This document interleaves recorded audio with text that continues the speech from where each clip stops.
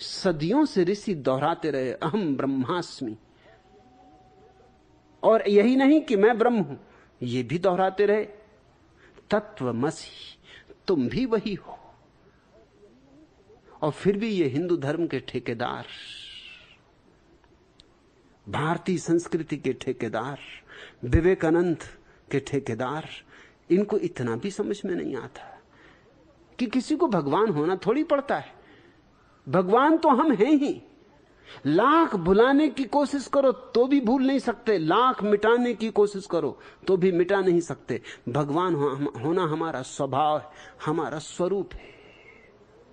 और वो कहते हैं कि मेरे भीतर विवेकानंद के प्रति द्वेष। विवेकानंद विचारों के पास ऐसा क्या है जिसके लिए मैं द्वेष करूं? मुझे तो ऐसा कुछ दिखाई नहीं पड़ता जिसमें कि द्वेष हो।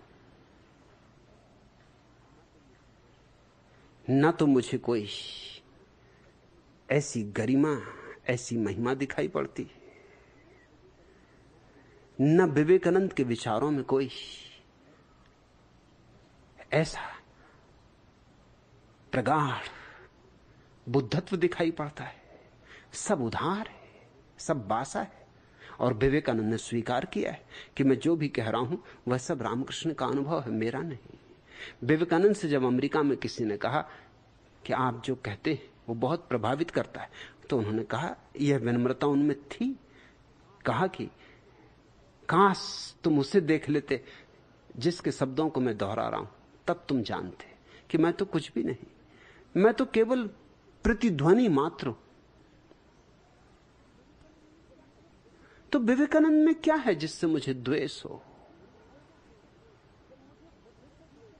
जब मुझे बुद्ध से द्वेष नहीं है, लाओत्सु से द्वेष नहीं है, जीसस से द्वेष नहीं है,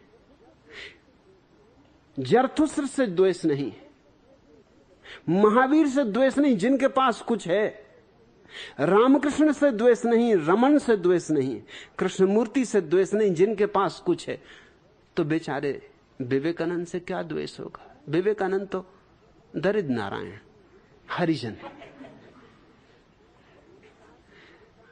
उन्होंने कहा कि विवेकानंद लोगों को अपने हाथ से छूकर समाधि देते थे। जो समाधि हाथ से छूकर दी जाती है वो समाधि नहीं होती। नहीं तो बुद्ध पागल थे, किसी से भी छुआ लेते। रामकृष्ण पागल थे, जिंदगी भर मेहनत की, किसी से भी छुआ